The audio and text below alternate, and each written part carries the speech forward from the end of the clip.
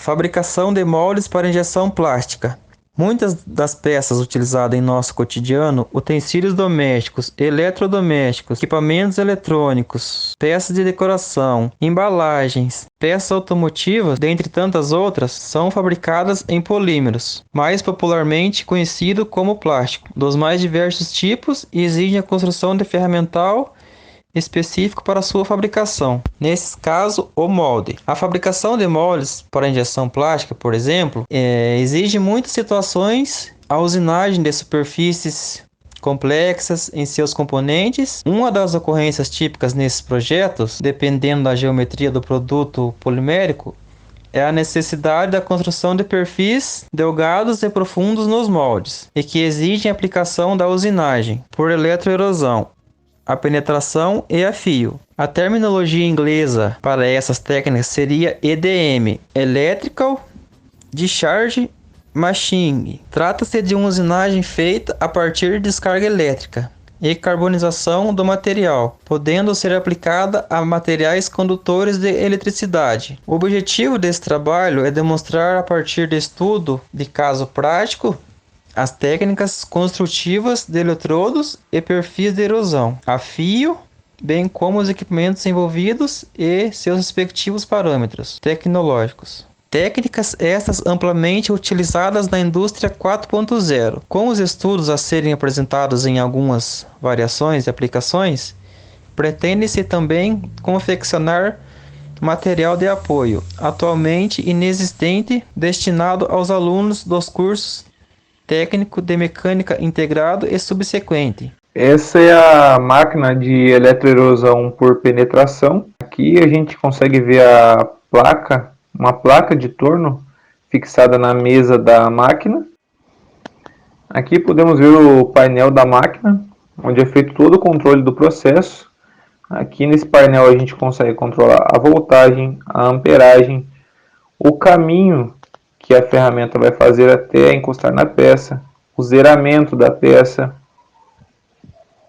Para melhor compreender esse processo, vamos estudar a usinagem por eletroerosão de uma cavidade simples. Um furo quadrado não passante num bloco prismático de aço, como mostra a figura. Como se trata de uma cavidade não passante, usaremos a eletroerosão por penetração.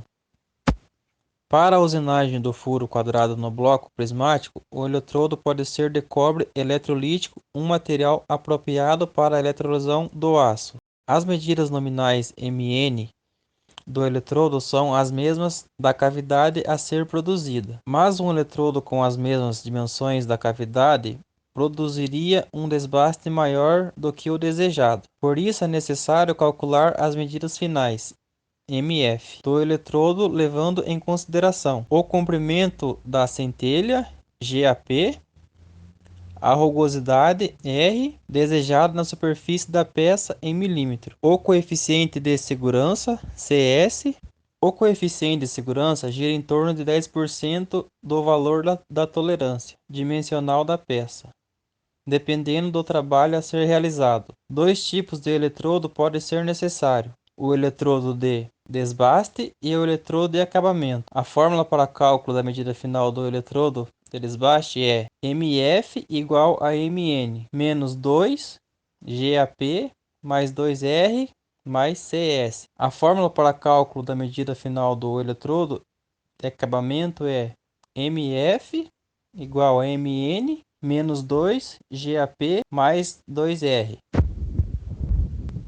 A tabela a seguir traz os coeficientes para cálculo de corrente elétrica de acordo com o material do eletrodo e o material a ser usinado, no processo de eletroerosão a penetração.